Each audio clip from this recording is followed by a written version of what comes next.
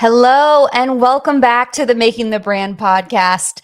Now, every fandom has their community, right? Their go to, that place where they go and connect with other fans to talk about their favorite thing that they have in common, that same thing that we love. And yes, there's usually someone that has to lead the charge, be a source of information, and help create excitement within the fandom. So, fans of this podcast, you know I am a diehard Backstreet Boys fan. And as a fan, I am lucky to have come across today's guest, who is the owner of BSB Fangirls and also the author of an upcoming book celebrating 30 years of the Backstreet Boys this year. Please join me in welcoming Karah-Leigh Hancock to the show. Hey, Karah. Hello, how are you doing? I'm doing well. I'm so excited for this. This is going to be fun. I know you said you're usually the one doing the interviewing with your journalism Yes. background. So, Yes. This is going to be a little bit different. I'm yeah, ready though. I'm you ready. have a lot of cool things to share. There's so many interesting things going on this year. So, I'm excited to learn all about it. But first, I want to open with a little bit of an icebreaker and ask you, what is your favorite memory as a Backstreet Boys fan? Um, You've had a lot. You've met them countless times. yeah, I'm pretty sure Nick knows my social security number. Yeah, at this point. Um, it's probably a tie between two. So, Okay. probably the In a World Like This tour. One of my best friends, Julia, and I got to go up on stage during their acoustic set.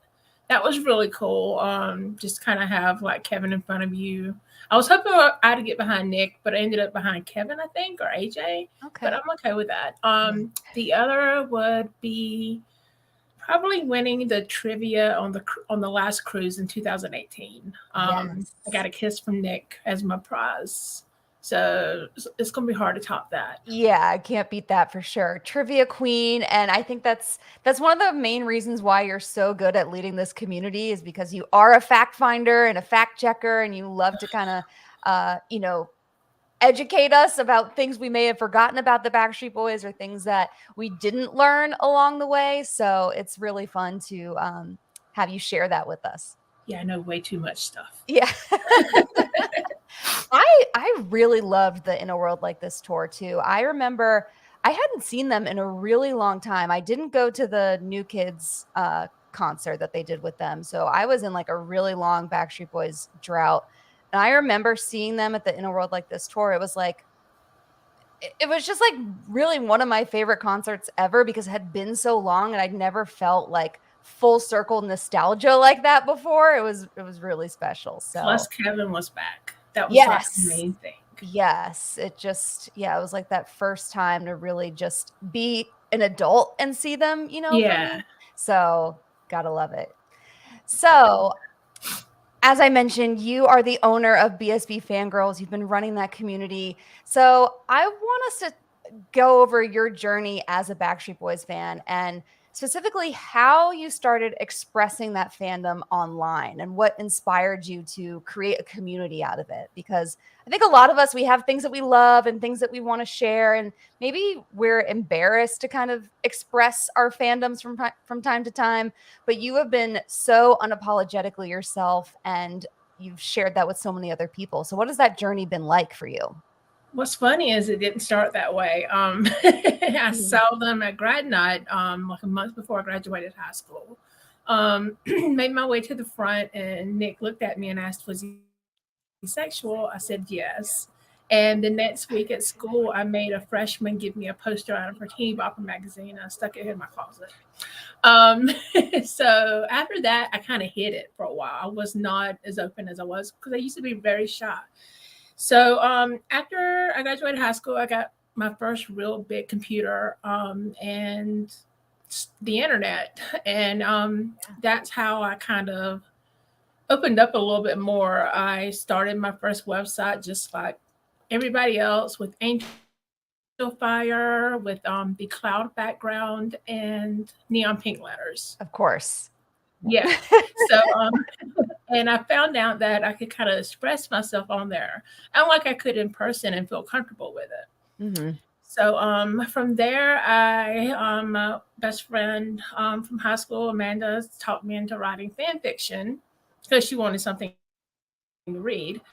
And that led to a fan fiction site that became very popular. And after that, I kept trying to make a site kind of like what BSB Fangirls is now, but it just never stuck.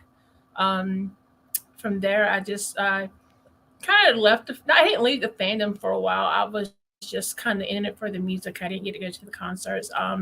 But after graduating, getting into newspapers, I had this fangirling column at one of the newspapers I worked at where I would talk about anything that was kind of happening in town because it was a college town, and Uh-huh. then just anything in pop culture. And I kind of wrote about Nick and Jordan seeming like they were working on a project together. Jordan and I were new kids. And it ended up being true. And I got invited to a Huffington Post interview with them to ask them a question about it. And I was on the Good Morning America chat that morning too. It was a Oh very my weird God. day. And Yeah. so my editor suggested I make a website that's like a BuzzFeed for at that time it was boy band fans, but so Mhm. many boy bands I can only do so much with my one self. So Yeah. I And broke it down to text. what year is this? This is very pre-BuzzFeed, I think. This all happened in 2014 or 2015 when Okay. Jordan thing happened. So Gotcha. Okay. BuzzFeed was still around. Gotcha. Okay. BuzzFeed was around. I'm up to speed now, After I'm that, assuming. yeah. After that, I started, and I had another domain name, but it turned into BSB Fangirls, and it just kind of started from there. Yeah. It's a long story, I over 20 years. Yeah, I love when like pieces of your professional life kind of become these markers and these signals of what you should end up pursuing because I always think about me how I love to talk about this stuff too, but I once I went to college, I was like, okay, now I need to abandon all of that and pursue like this more corporate style career. Yeah, But your corporate career and writing in that fangirl column really helped you forge this path. I think that's a really amazing experience to have. yeah. From the beginning, I got to cover concerts, and I got to interview Howie from the Backstreet Boys at my Yeah.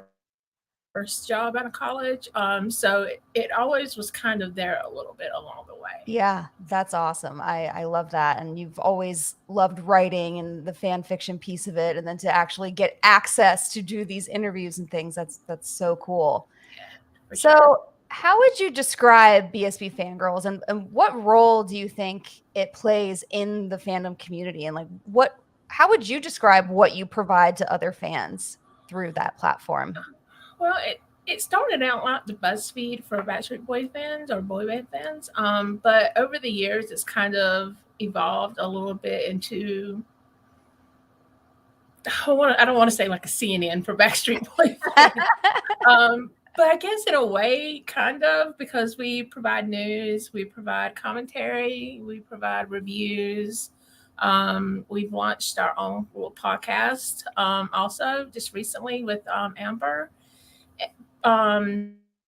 So it is kind of like a CNN for Backstreet Boy fans. But there's several of us out in the fandom who have blogs like this. Amelia, who is I made her a co-administrator, co-owner of the site. She used to run Chaos Online, which was a huge Nick fan site. And so there's several of us out in the fandom, and there's other blogs too. So it's not just me, but I think besides Amelia, I was one of the first that's still going and keeping it updated. I'm so glad you brought that up because that's one thing I've noticed about you that I would really love to commend you on is just that you've never made it just about yourself. Like even on BSB Fangirls, you've always invited contributors. When me and Danielle and Britt and Yeah, Kelsey had our little pandemic project with Fangirls Night Out, you were so gracious in promoting that. It's never felt competitive. It's just always felt resourceful and like a safe place to just all bond over our five favorite guys, right? So I think you've been doing that right yes. with a healthy approach to it. Thank you. I appreciate that because there can be a lot of competition. There's competition everywhere. Nick looked at me a certain way during a meet and greet, or just things. Everybody's got competition, but I try not to let that control everything. I try to just make it fun, basically.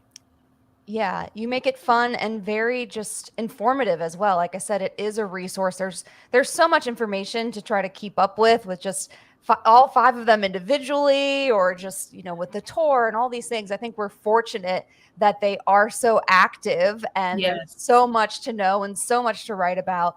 And you do an amazing job consistently churning out content, because it is a labor of love for you. definitely. It's like a second or third, fourth job, also. So yeah, it's almost like a full time job, basically, that I don't really get paid for, but it's fun. I like doing it. So I respect that so much, because there have been times just with my own projects and building things where I'm like, ugh, well, I can't monetize this, or I haven't yet, and I beat myself up for it occasionally. But there's also just so much to be said about the joy element and the community, and yes, it's still worth it, because it also becomes just kind of your outlet and a place to express yourself too, and to meet other people. So we can't discount that. I love that for approach sure, to it.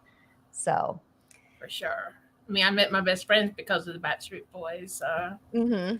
And like just with the website, I've met, Amelia and I have became really good friends. Amber, who works at on the website, we've become very good friends. We've all just kind of meshed into a new little group, so it's Yeah. very fun.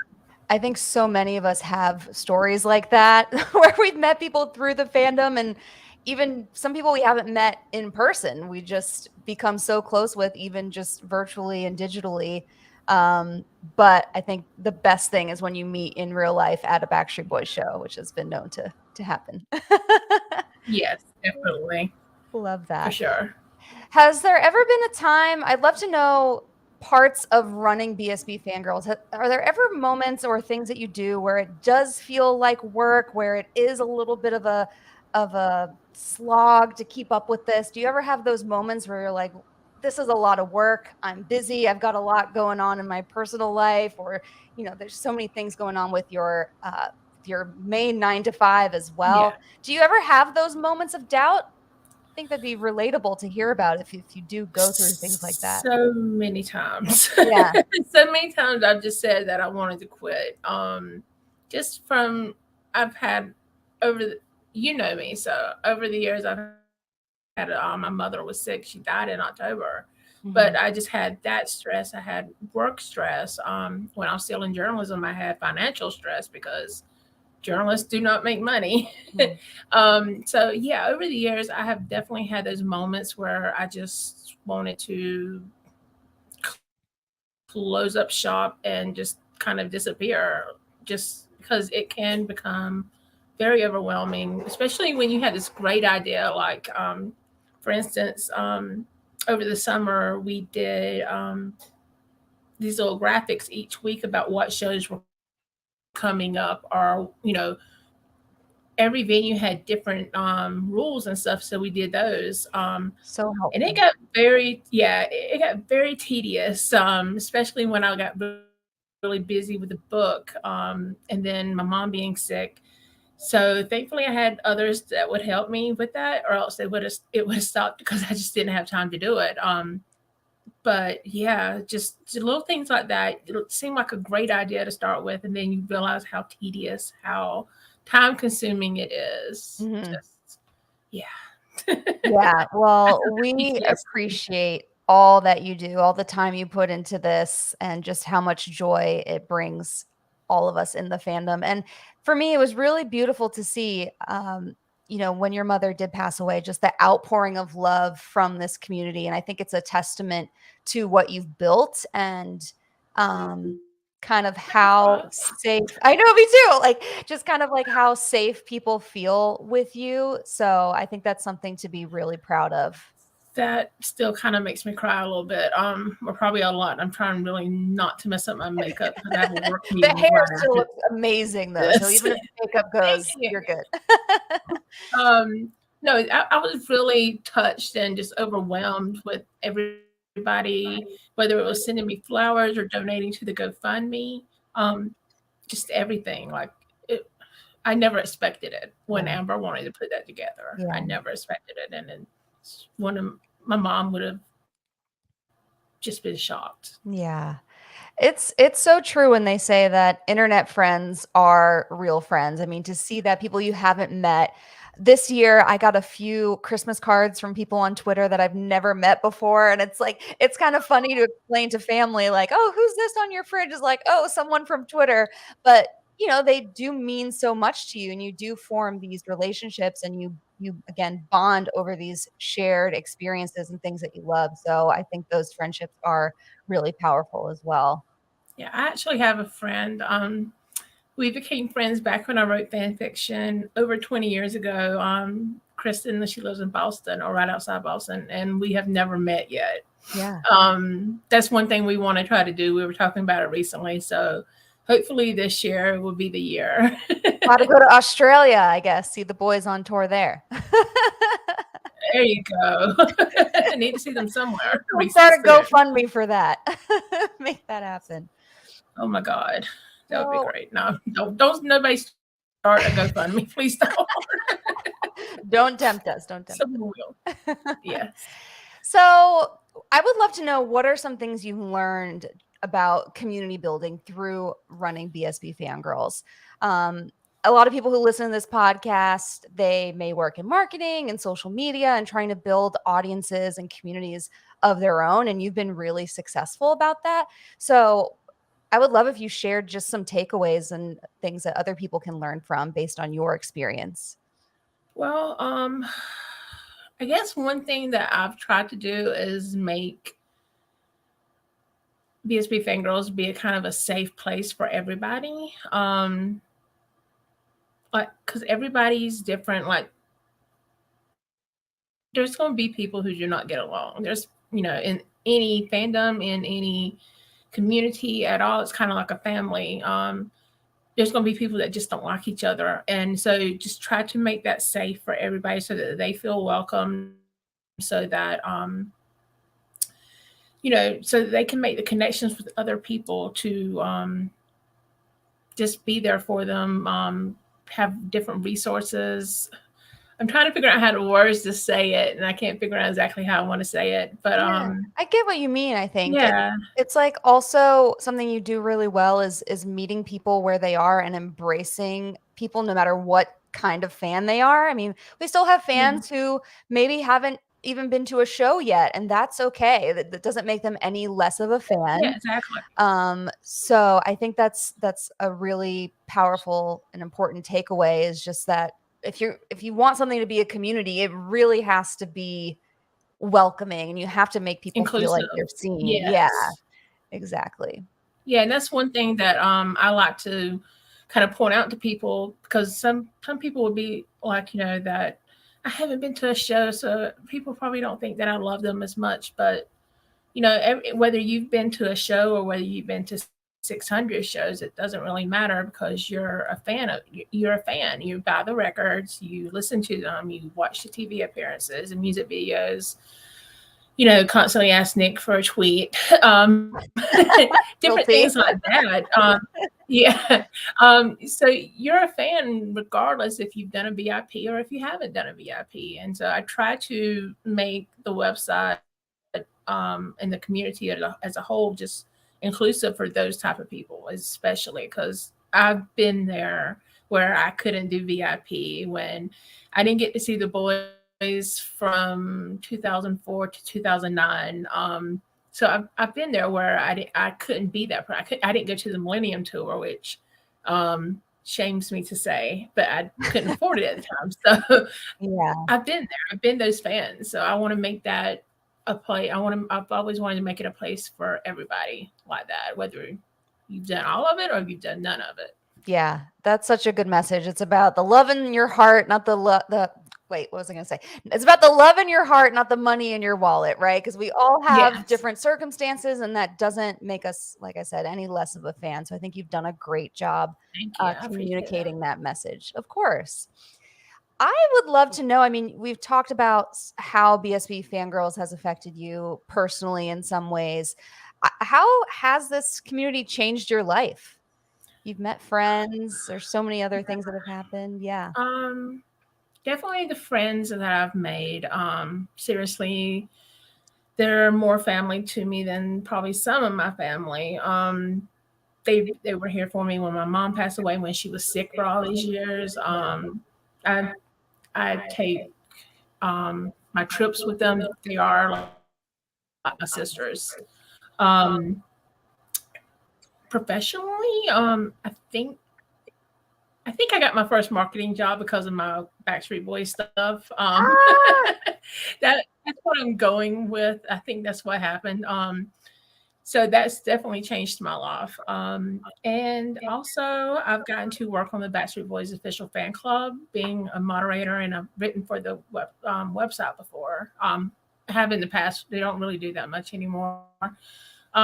So just that, and then the book. That's been sorry, that's been a very big thing with me. Because it was always my dream and Amelia's dream to have a book published, and so to have this actually happen and be about the boys that the five guys that brought us together, is just kind of crazy to me. I what still an can't believe it. honor. Yeah, what an honor as a fan. We are definitely going to get to the book and talk about that. But I love what you said about how BSB Fangirls helped you get your first marketing job. I Yeah, think that's a great takeaway for people because a lot of us may be sitting here feeling like we don't have a portfolio or we don't have relevant past work experience professionally and we want to get to that next step. But it goes to show you that you can take matters into your own hands and work on projects and things that are meaningful to you and show people what you're capable of before they give you a chance to do it. And yeah, that's really what you've done with BSB Fangirls, and you've shown how you can create content, how you can write. You've demonstrated all of those important skills that a marketer would need. definitely, definitely. And it's just, I'm glad I started it. I'm glad I did that because I love my job now. I love working in marketing so much more than journalism. Yeah. Even though I still love journalism, it's just, I think marketing is where my heart is. So Yeah, a little more opportunity to be creative in different yes, ways. def- That reminds me of me. I was initially a journalism major, and I was like, I want to like make things too. I don't want to just write. So I was like, okay, I'm going to switch to advertising and PR. So I kind of had a similar mindset with that. So, speaking of, again, community building takeaways, in your mind, what do you think makes a great community? And what is important to you when you're trying to nurture and build your own and spark those conversations and help people connect with each other? What are some of those qualities of a great community that you've noticed over the years? I think it goes back to what I was saying before about just making it feel like a very safe place for everybody. And also just help letting people know that they can be themselves. To a certain extent, you can't have someone coming in there shooting all kind of crazy words and hating things, but as long as they're themselves and just setting the tone for the community.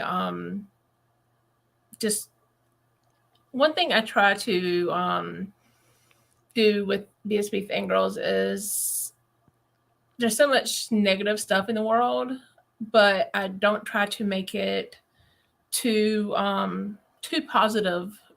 We try to cover like a wide spectrum of emotions, whether it's in our writing, social media posts, everything, because the world sometimes sucks and Mhm. people understand that. So we try to do that. And so that's one thing I like to have people do is, be themselves, tell us how they feel. Just asking for opinions is one thing that I like to do, is to just make the community start conversations, that type of stuff. That is so important. I mean, life isn't all sunshine and rainbows. And I think that's when we really connect with people, when we understand some of their struggles and some of their hardships and what they've been through, because that gives us something to relate to. Mhm. That gives us a reason to want to help and support that person and to be there for them. So I'm so glad you brought that up because I think that is a major takeaway. Yeah, for sure. And that was really big during COVID because so Yes. many people were facing depression during COVID. Just COVID was crazy, and we're still kind of sort of into it. So people are still suffering from that. People's lives got really affected by COVID. I mean, look at the group; they had to put their lives on hold for over 2 years just because of this whole pandemic. So everybody was changed by it, and so I tried to keep things really too positive during that, but not too positive. Like I just wanted people to remember the good things and what we had to look forward to when it was all over. Yeah, you do an excellent job with that. And I mean, life is life. Even in a fandom, I mean, there's going to be disappointments like, when a show gets canceled, or I'm still coping with when we had VIP seats to the Christmas residency that got canceled. Like, these are real emotions and things that happen that we want to cope with and feel like we're not alone. Like, oh, you're not the only one whose tickets got canceled, or you were late to the show, or something happened. Like, it's nice to have other people to vent about things too Yeah, occasionally. exactly. So Exactly. And I love when people vent, even if it's to me about something I Mhm. have nothing to do with, but I Yeah. enjoy seeing their reaction and stuff. Hmm.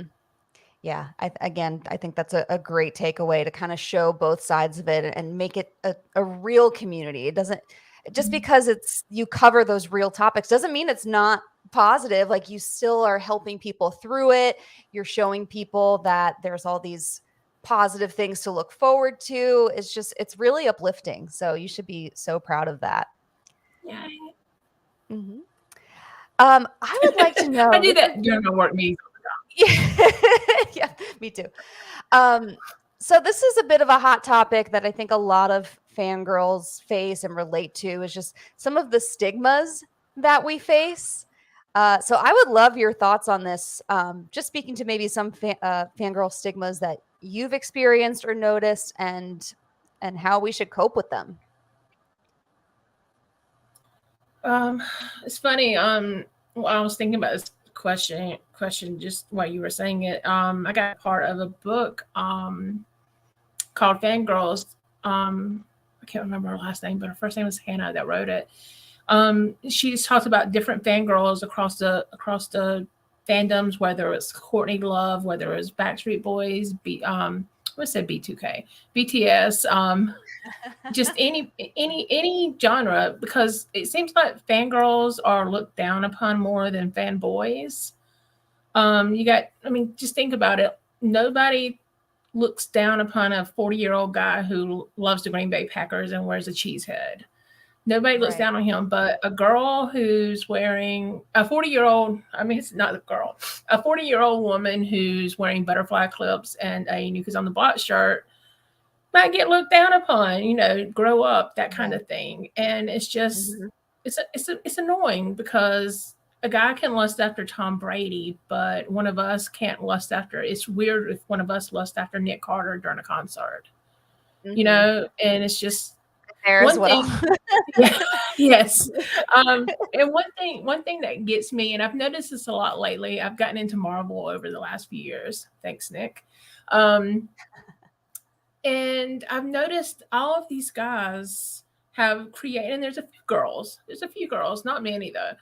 There's all these guys who have created careers, just blogging or making videos, that kind of thing, about Marvel movies, about all these conspiracy theories, about making podcasts about them, and they've turned it into careers where they get to go to the premieres, where they get to go interview Chris Hemsworth. I hate them. That type of thing. And You're jealous. but yeah, oh my god.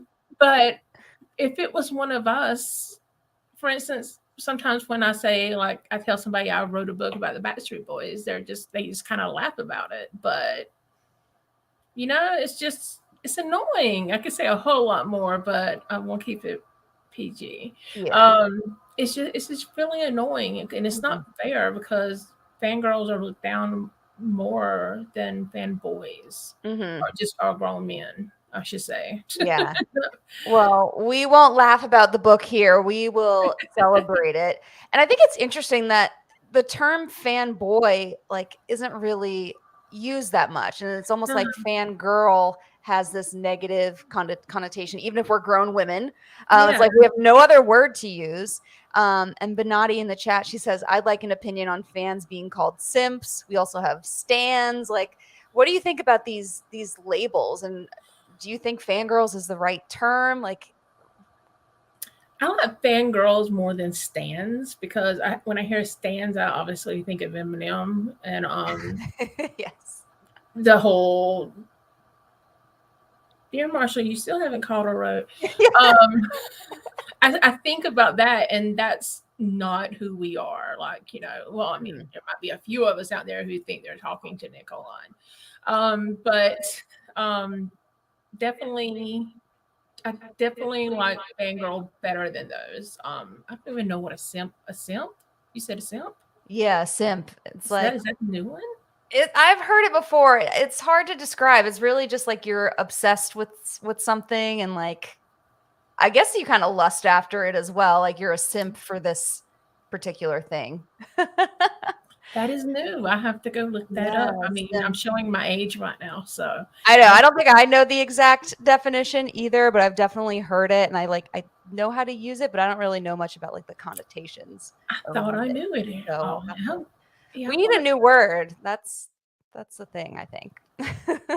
Yeah, but no, I definitely like fangirl better than stan. And you're right, fanboy isn't used as much. I hear it a lot because I'm a huge Kevin Smith fan, and he uses the term a lot. So I just because of the comics and whole thing with him. So I hear fanboy a lot from that fandom, but everything else, no. You're right. I don't hear it at all. Not like you do fangirl. We've got some context in the chat. Jesse says that simp is more derogatory, so much so that Twitch banned it. Wow, I had no idea. Interesting. Thank you, Jesse, for the fun fact. I had no idea. But I think the lesson here with all of these labels, with all of these stigmas, is to just let people love what they love. Like, who are we hurting by obsessing over the Backstreet Boys and wanting to follow a boy band around the world? Like, there are other things, to worry about. So let people love what they love. Something I told my mom, and she always agreed with me that I could be doing a lot worse things with my money. I could be, doing drugs. I could be at a strip club. I could be just doing all this other kind of bad stuff. But instead, I'm spending it on 5 pretty guys who like to sing. So yeah. I think that's something else that sometimes people don't understand. It's like, oh, you're going to another Backstreet Boys show. Like, oh, is it the same show or are they going to do something different? It's like, no, it's the same. And they're like, then why? Why are you going again? But it's like you're chasing a feeling. It's different every time. Like you're there for those emotions. You're there with different people. You're in a different city. And honestly, it's really like few and far between that they come around. Like you never know when the next tour is going to be. Like it's sometimes years can span. So let us love it. Let us soak it all up. Yeah, it's not hurting anyone. Yeah, it's kind of like watching your favorite movie. Nobody complains when someone's watched Dirty Dancing 150 times. Excellent point. Which I probably have. Yeah. But I don't know why people care. Yeah. So true. So true. Well, let's talk more about this book. I am just so thrilled for you.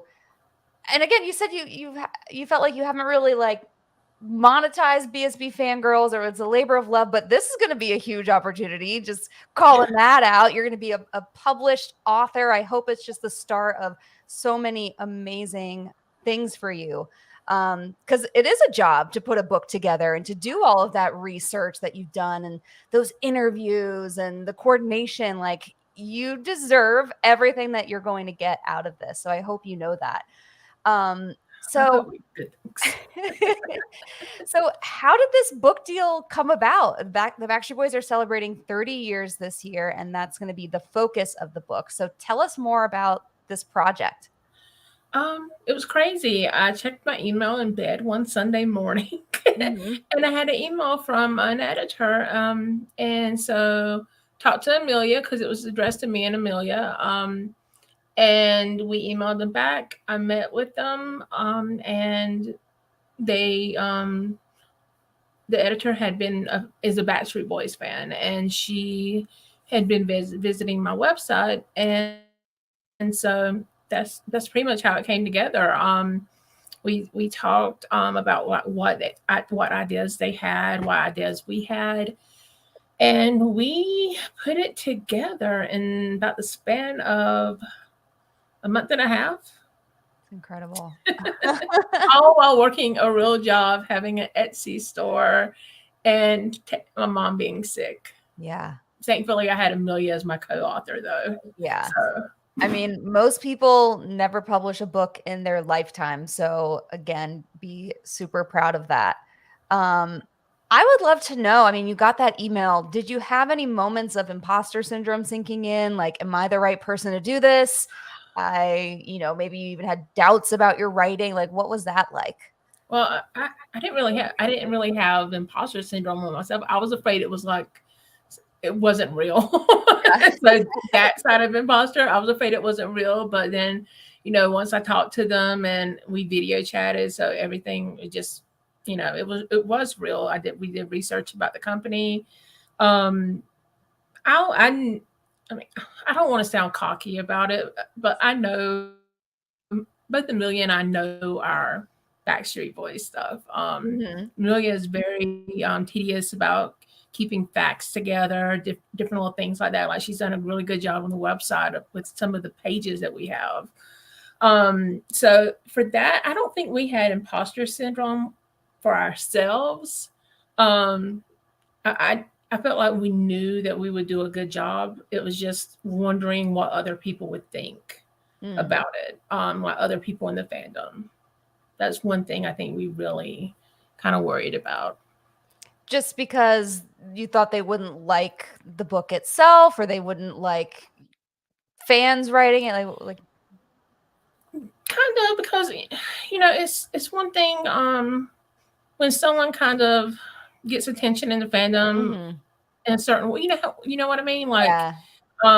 some people might get mad, some people might be happy, and that's one thing I try to stay away from is drama Mhm. now. So that's one thing I worried about was maybe drama starting, but so far it seems okay. Cross Yeah. fingers. Yeah, to Um, me, when I heard about it, I was like, "This just makes sense." Like, this is yeah, Karah's calling. I can't wait to read this. I'm glad someone is putting the time in to celebrate this because it is a huge milestone for the band and they deserve it. So, yeah, I appreciate it so much, and I think I can speak on behalf of the fandom as well. So, I can't wait.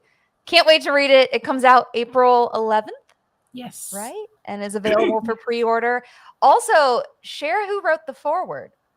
Uh, A little little um, little celebrity. just listen to Melanie Chisholm from Spice Girls.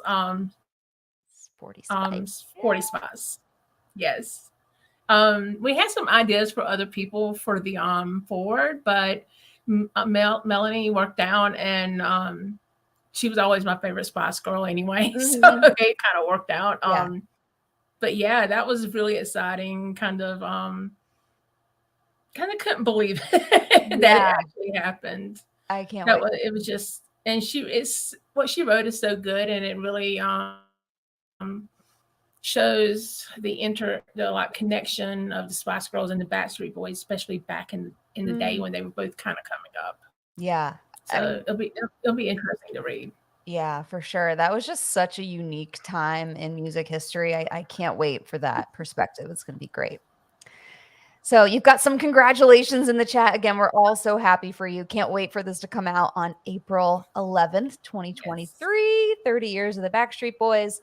So I'd love to just reflect again on the Backstreet Boys and their 30-year legacy. I feel just so I know blessed is a strong word, but I feel blessed that they are still out there doing it, still showing up for us. So, what role do you think the fans have played in as far as their longevity and their why and why they're showing up for us still. How have the Backstreet Boys been able to stand the test of time, maybe with a little help from the fans? First off, if you hear any noise, my cat's toy just randomly came on. So if you hear something, that's what it is. I think honestly, I think the fans are why the boys are still around. I don't just we're still like so strong, and I don't want to use that whole thing about like millions strong, like in everyone, but um there's this moment on the 2011 cruise when Kevin came on the cruise. He was there in the Bahamas and spent the night on the boat for the deck party. And we were on the Lido deck, and he was on the second story of it, looking down at just the fans. And I stood there watching him, and I kind of knew then he was coming back for sure, just because of the look in his eyes, like he was literally about to cry. Look, Kevin crying, but he was about to cry just looking at the fans, and I could just tell that he missed it. And I really think that's why the guys are still together, why they never broke up. Besides their love for one another and making music, is the fans. Because I mean, some of us might have wavered there for a while, during the slow years or the dark years without Kevin. Um, but I mean, look at their tours. They're selling out. VIP constantly sells out. And it might be a nostalgia thing, but who cares if it's a nostalgia thing? They're getting the attention they need, right? I mean, they should have right now, that they should have been having since Black and Blue tour. Yeah. So I don't care why they're getting attention anymore, as long as they're getting it. Yeah. Well, And I think that let me take that back. Not bad things get attention for. Yes. yeah. Yeah. And I think that's something that a lot of, I guess, casual fans or people who know of the Backstreet Boys think is like, oh, it's just a nostalgia thing. And they overlook that no, they've had new albums. They just released their Christmas album. This tour was brand new. So there's so much time and sacrifice that they're still putting into this, time away from their families, hitting the road, going around the world. So I love that you mentioned that they deserve this attention, because I think Yeah. it's also just so reciprocated. Yeah, they definitely deserve it. They just, I mean, look, they just had I think 5-week #1 song on the adult contemporary charts. With Last Christmas. They still have it. They might be getting older. Two of them's going to be in their 50s this year. Yeah. Yeah, it's crazy to think about. But they still have it. They can still dance. They can still sing. They definitely can still sing. They can still do all of it. They might not be able to, do some of the dance moves, but for me, they could just sit on a stool and sing, Yeah. and I would Exactly.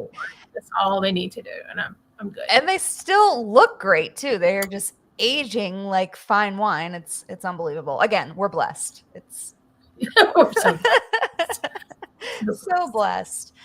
And I also love that you brought up Kevin specifically, because he's who comes to mind for me when I think about the fans and just like the gratitude that we get from them. But especially Kevin, I always say that I feel like Kevin still can't believe this is all happening. Like he still can't believe this Backstreet Boys thing worked out. Like the way he looks at the crowd, the way he like genuinely will like just stand there and reflect. Like I think he still can't believe he's famous and that this is his life and that all this love is constantly pouring out for all of the guys. yeah, I think there's a part of me too, and this is probably weird to say, but I feel like he's more comfortable with it now, like after his break, especially it's not little girls screaming after him anymore, for one thing. That, I mean, for a 26, 27-year-old guy, that could be just a little weird. Yeah. But he took the time off to do what he needed to do, and he's back, and he's been back for 10 years now. Over 10, 11 years. But you can definitely tell he appreciates every single person he sees. I mean, they all do. They all do. Yeah. But like that memory of Kevin on the cruise just stands out to me. So I don't know. It's so much. It kind of made me cry. used to be very hard to make cry. So when Kevin cries, I cry. Yeah, for sure, for sure. Well, I can't wait to see what they do next. I can't wait to see what this 30-year milestone is going to bring. And it's going to be so much fun celebrating with your book at the very least. We don't have details on much else, but we do have a book to look forward to. So, what else would you like to say before we close out today? Is there anything else we should know about the book? Um, you know, Well, you're in the book. I am in the book. Yes, Yes, I you're in the book. forgot. Thank you. So one thing we wanted to do, besides just writing about the boys' history, is make it about the fans also. So we have just pages dedicated to different fans from around the world and from different countries, about what the Backstreet Boys mean to them. So we have that. We have other quotes and things from fans. We also have a bunch of photos that have never been seen before. I wish they were Justin's. They're not. um, some of them are mine. I used to be a concert photographer, so that's always been one of my biggest passions. Oh, so Some of cool. them are mine. Some are belong to some other fans, like some throwback photos from the days in Germany and Norway, back in like 95, 96. We have some other photos just that were donated to us by fans that I know take really good photos. So that's one thing I wanted to make it more like not just about the boys, but about the fans, like because they, like you were talking about earlier, they play such a big part in the band, and their history. So I wanted it to be not just, you know, a timeline of the 30 years, but about the fans also. Mhm. That's I mean, I am so appreciative for the opportunity to be in this book and to share what the Backstreet Boys mean to me, but it was probably the hardest thing I've ever written. Like, how do you put into words Yeah, all of this love? I mean, it was a challenge, but yeah, and it thank was you. like I think 200 words or maybe like 300, and so Yeah, I had to write my own, and I just didn't know how to do it. Like it's not enough. Not enough. If only we could show them just how much we love them, like our hearts could burst, I think. we can show them the So, shape of our hearts. yes. Well said. Love it. On that note, thank you so much for joining today, Karah. Again, this Thank year is you. going to be incredible. So much to look forward to. I am so proud of you. Oh, Um, thank you. everyone, go follow BSB Fangirls. Go follow Karah. I'm going to have all of that linked in the episode description as well. But thank you so much for being here Thank today. you. And you can get the book at even Target. I love that we're on Oh Target. my gosh, that is just incredible. With a few more minutes, do we have any questions from anyone in the chat? We've got some comments here. Hey Danielle. Yeah, Danielle. Danielle is here. Um, yeah, I didn't know that about Sims. I'm gonna have to look that up. But Yeah, I'm gonna have to look that up too because I had no idea that was even. yeah. Any questions going once, going twice? Thank you all so much for hanging out with us today and fangirling, fanboying, whatever the word is. Just fanning with us. Yes. Just Oh, fanning. Eat, Travel, Love. Hey, friends, so excited for the book. Yay. Thank Awesome. Go you. pre-order. Pre-order. And I hope I want to pre-order it, but I also want to go to Target and get it. I'll just have to do what we do with the albums. You order them and you have to go to Target as well. And then you have like 10 copies and no CD player or record player. It's fine. Yeah, I've already pre-ordered a copy of my own. You gotta have the experience. That is so Yeah. good. Well, I hope sometime in 2023 you and I can meet in person and Yes. can autograph my book. That would be Oh, that's so epic. weird. So, I don't know. So weird. I need Kara's autograph. All right. Thank you so much. Thank you all for joining today, and we'll catch you next time. Bye. Bye.